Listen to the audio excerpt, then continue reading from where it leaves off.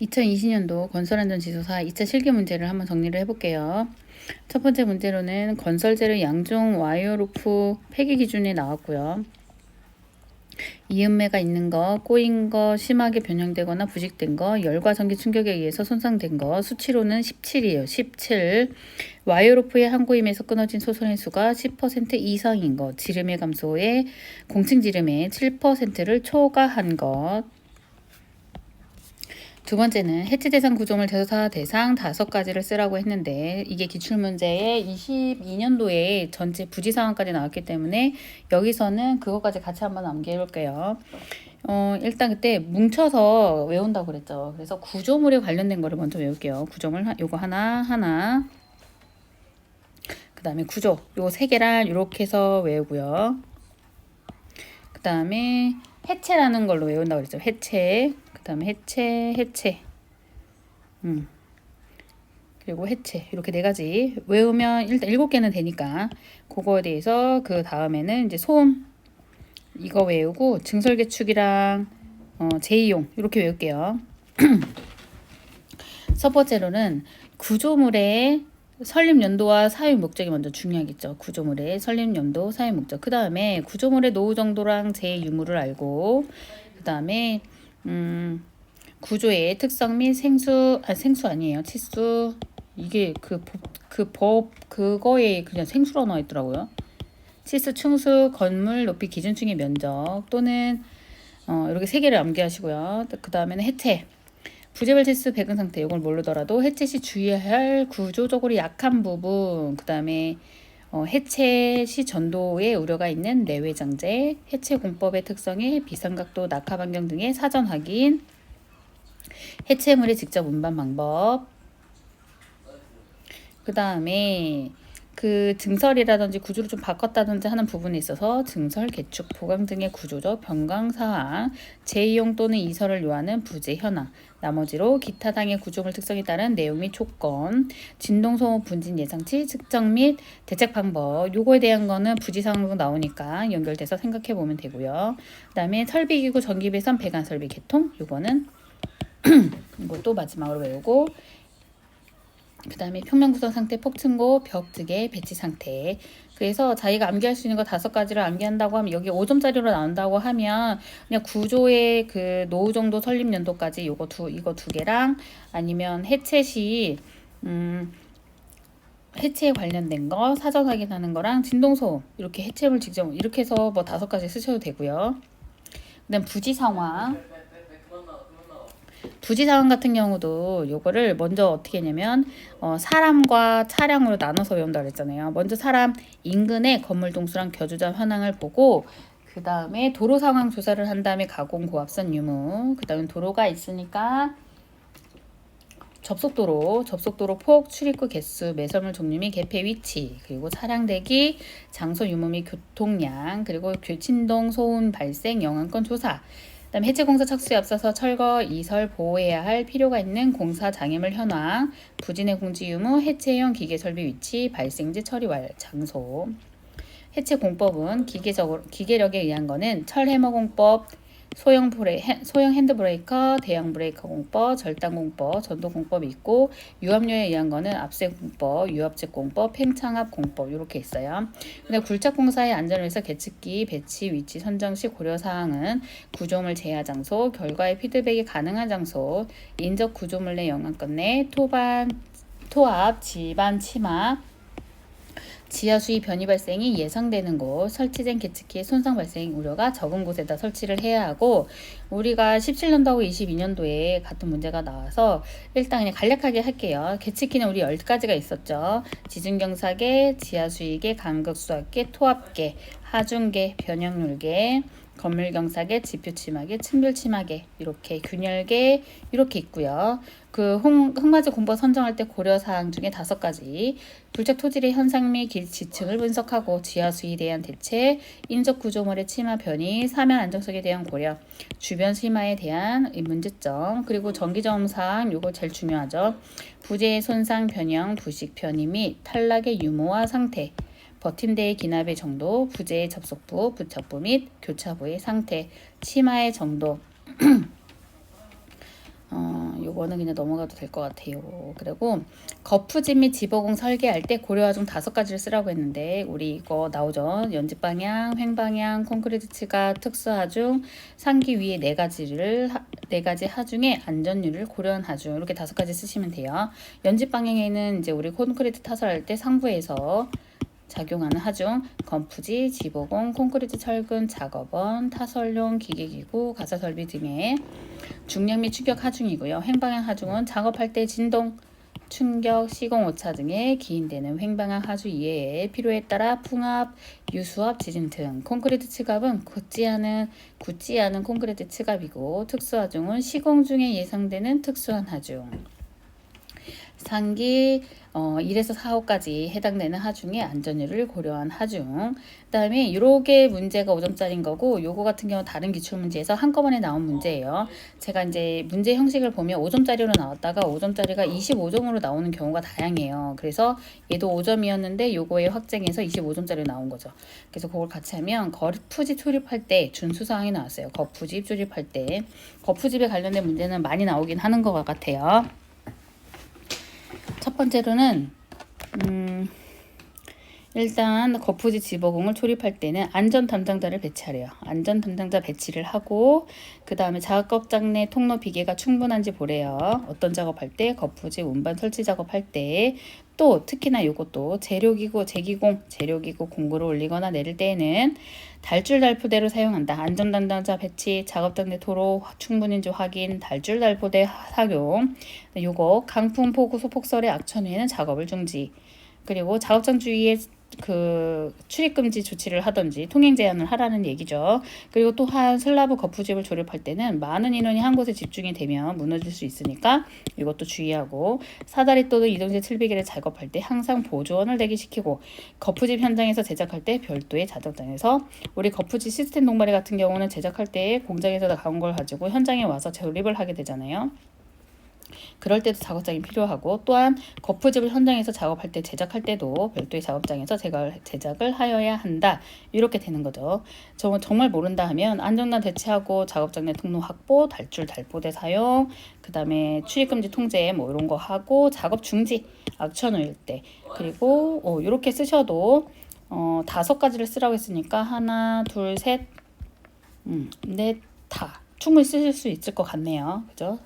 출입금지 조치하고 강풍 악천후 중지, 재료 기공 올리거나 내릴 때 달줄 달포대 사용, 작업장 내 통로 확보, 안전 담당자 배치. 그 다음에 펌프카 이것도 문제 나오죠. 콘크리트 타설할 때 안전설치 5가지를 쓰라고 했어요. 이것 또한 어떻게 하냐면 레미콘 트럭과 펌프카를 들여와서 일할 때 2가지 있다고 했죠. 레미콘 트럭과 펌프카를 적절히 유도하기 위하여 차량 안내자를 확인하고 거기다가 위험 표지 같은 안전 표지판을 설치를 하고요. 그럼 2가지가 됐어요. 그 다음에 이제 호스 관련된 거, 그 호스 선단 요게 이제 가 나오는데 호스 선단 그 펌프카의 배관 상태를 확인하고요. 레미콘 트럭과 펌프카의 호스 선단 연결 작업을 확인한 다음에 그 호스 선단 그 적정 호스의 길이를 초과하면 안 돼요. 그리고 그 호스 선단이 요동하지 않도록 확실히 붙잡고 타설을 해야 된대요. 그러기 전에 뭐를 점검을 하냐면 펌프 배관용 비계를 사전 점검을 하래요.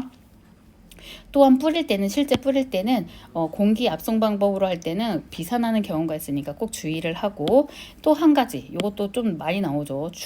그 펌프카가 그 높이가 높다 보니까 주변 전선의 지작물을 확인을 하고 이격거리를 확보를 하래요. 감전사고가 날 수도 있으니까. 또 한 가지 아웃트리거를 사용할 때 펌프카에다가 그 아웃트리거를 사용하는데 한쪽에 치마가 일어나서 균형을 잃으면은 붕괴 우려가 있으니 집안의 부동치마로 펌프카가 전도되지 않도록 할 것.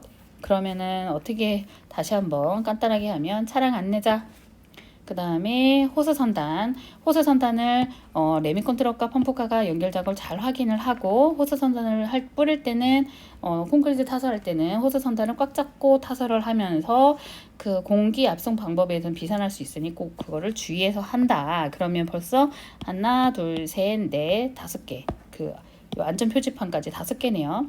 이렇게 쓰면 될 것 같아요. 그 다음에 5번 문제는 커튼홀 조립 방식이에요. 커튼홀.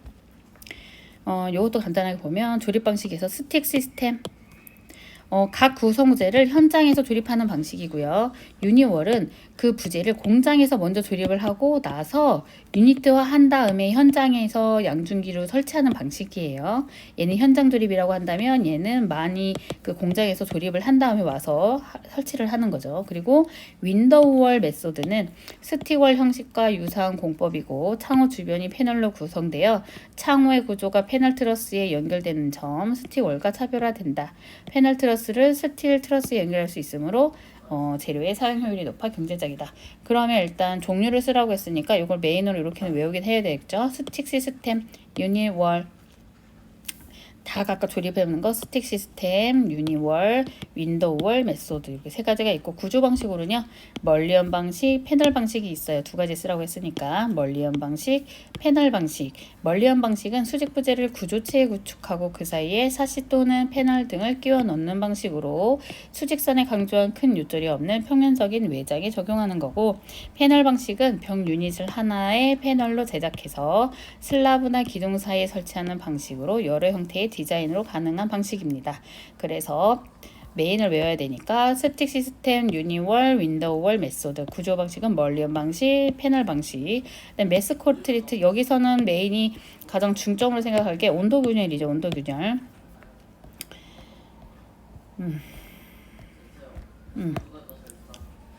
온도 균열을 그 메인으로 생각하고 자 수화열에 의해서 내부하고 외부의 온도 차이가 25도 이상이 나서 온도 균열을 검토해야 하는 구조물이에요. 요거에 해당되는 구조물은 뭐가 있냐면 부재 치수가 넓은 평판 구조에서 두께 80cm 이상 구조물, 0.8m 이상 구조물, 하단 구속벽체의 경우 두께 0.5m 이상의 구조물. 그래서 수화열에 의해서 최고 내부 외부 온도 차이 25도 이상이니까 꼭 온도 응력과 균열을 검토를 해야 돼요. 그래서 그거에 대한 두 번째 문제가 메스 콘크리트의 내부 구속, 외부 구속이 나왔어요.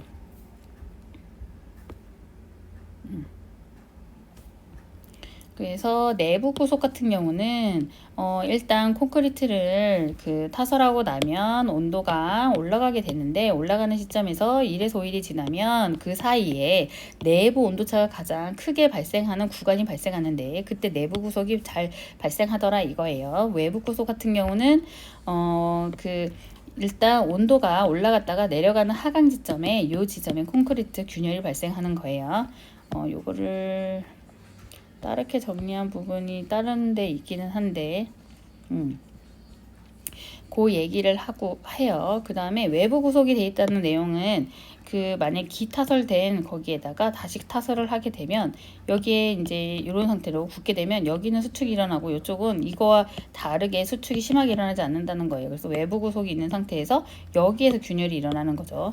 그리고 내부 구속보다는 크기가 조금 크게 나고요. 그죠? 그거에 대한 거고 그럼 온도 균열 방지에 대해서는 어떻게 해야 되냐 설계, 재료, 그다음 배합, 시공에 따라서 주의할 사항이 있는데 설계 측면에서는 온도 철근을 적절히 배치해서 균열 분산한대요. 수축 팽창을 고려해서 수축이음, 신축음을 두어야 하는데 특히 구조 길이 방향, 단면 간섭 부분에 이음을 둔대요. 재료 선정할 때는 당연히 온도 문제니까 저열 시멘트를 사용하고요. 낮은 온도에서 배합수와 교재를 사용하고 각종 혼화제를 사용을 해서 하면 한대요. 그리고 배합시는 슬럼프가 120mm 이하가 표준으로 하는데 작업 가능한 범위에서는 가장 작게 하래요.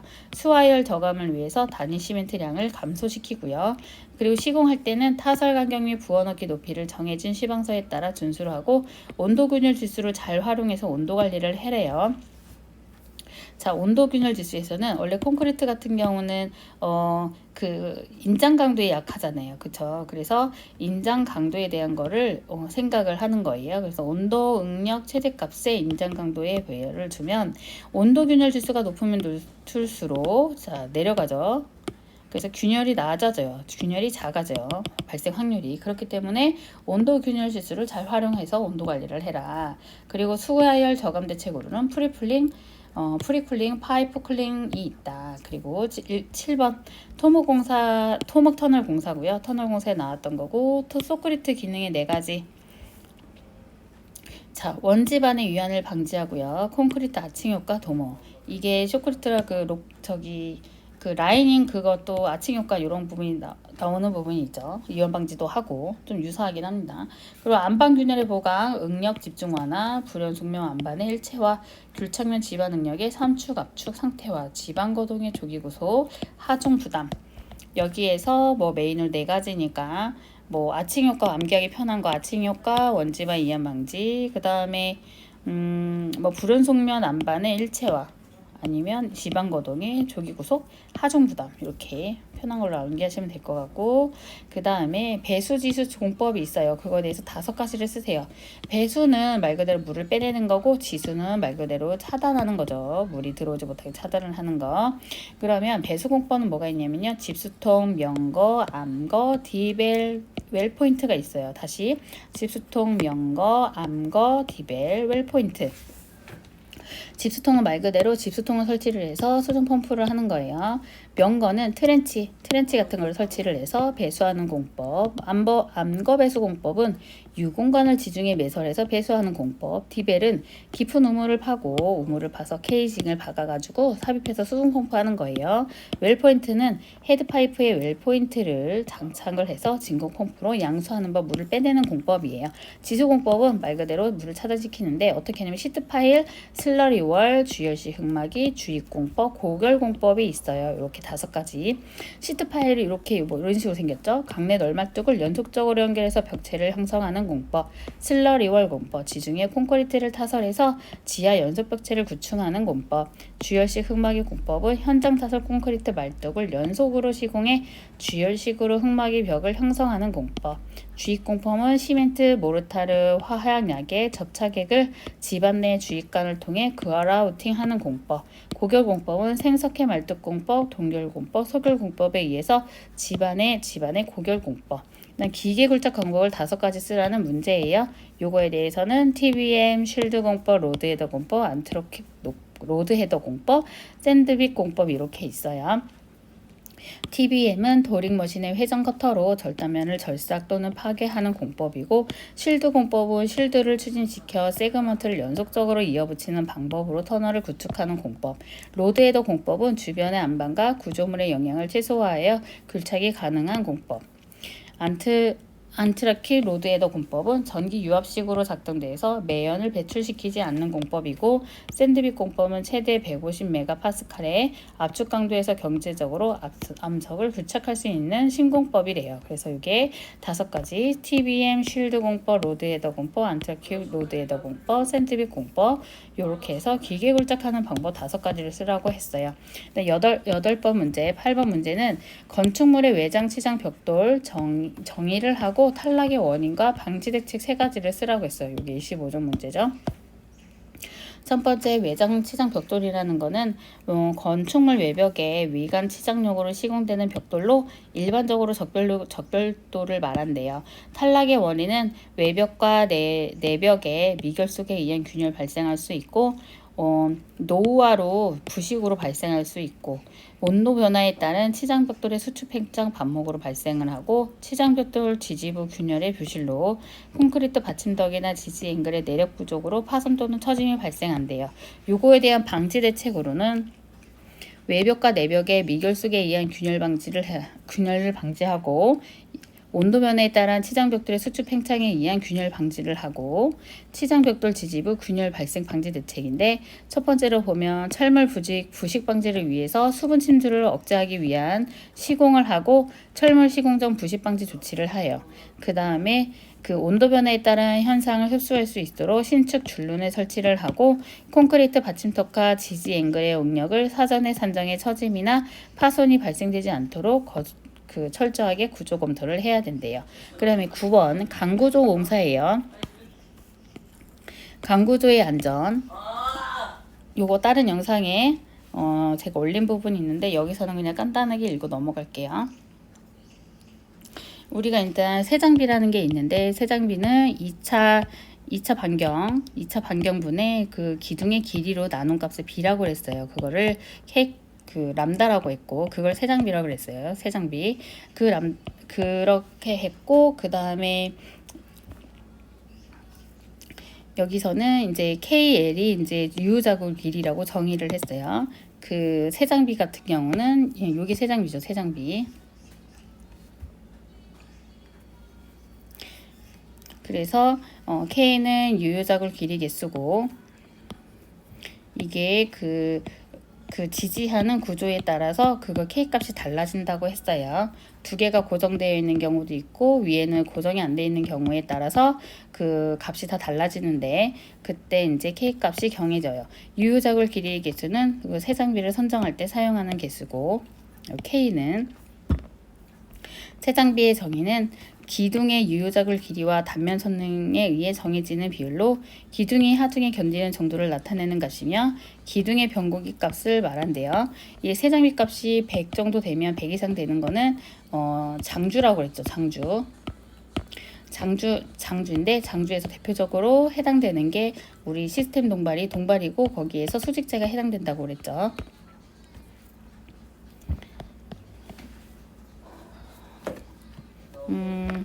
그리고 그 지난번에 설명을 했을 때 그 길이가 그 기둥의 길이가 길어지면 그 좌굴 하중이 작아지기 때문에 하중이 작아진 거에도 좌굴이 발생한다고 그랬어요. 그러면 이 좌굴을 방지를 하기 위한 저감 대책은 어떻게 해서 좌굴 내력을 저감시키는 요인하고 그 다음에 좌굴 형태를 쓰라고 했어요. 요인으로는 기둥의 길이가 길수록 이거는 무조건 알 수 있겠네요. 기둥의 길이가 길면 우리 좌굴 하중이 뭐에 반비례한다라고 그랬냐면 그 유효 좌굴 길이의 제곱에 반비례한다고 했어요. 그래서 길이가 길면 당연히 그리고 기둥지의 결함이 있는 경우 거기에 탄성계수라는 부분이 있어요. 좌굴 하중 구할 때 그 탄성계수는 뭐라고 했냐면 재료의 단단하기가 크면 당연히 좌굴이 잘 안 될 거잖아요. 그렇죠? 그럼 요거에 대해서 좌굴 하중 같은 경우는 이제 좌굴 하중이 커지는 거죠. 탄성계수가 높아지면 탄성계수가 높아진다는 얘기는 단단한다는 얘기고 좌굴 하중이 크다는 얘기는 작은 하중일 때는 큰 하중에 대해서 좌굴이 발생을 하는 거니까 자, 기둥지의 결함이 있는 경우 그 다음에 컬럼의 압축력 작용 위치를 저감시 그러니까 압축력 작용 위치가 저감시 컬럼이면 요거 얘기하는 것 같아요. 만약에 우리가 그 수직재를 얘기를 하면 요거에 대해서 작용점 우리 여기에 고정을 시키는지 고정을 안 시키는지 그거에 따라서 K 값이 바뀌었죠. 그래서 작용위치 저감시 그 다음에 그 형태는 좌굴의 종류 세 가지로는 압축좌굴이 있고 국부좌굴, 횡좌굴이 있대요. 압축좌굴은 기둥의 압축력 작용 위치나 결함으로 발생되는 좌굴이고 국부좌굴은 판재와 같은 경우 두께에 비해 폭이 넓을 경우 부재 구성의 일부가 선좌굴을 일으키는 현상이래요. 횡좌굴은 철골보의 힘 모멘트 작용 시 초기 힘 변경을 하게 되나 모멘트가 한계값에 도달 시 압축력 플랜지의 압축재와 같이 횡방향으로 좌굴하는 현상을 말한대요. 그래서 이것도 이제 빨리 한번 정리를 해봤고요. 일단 나머지 기출 문제들도 한 번 더 정리할 수 있으면 다 정리를 하고 한 다음에는 그 내용별로 묶어서 한번 다시 정리를 해볼게요.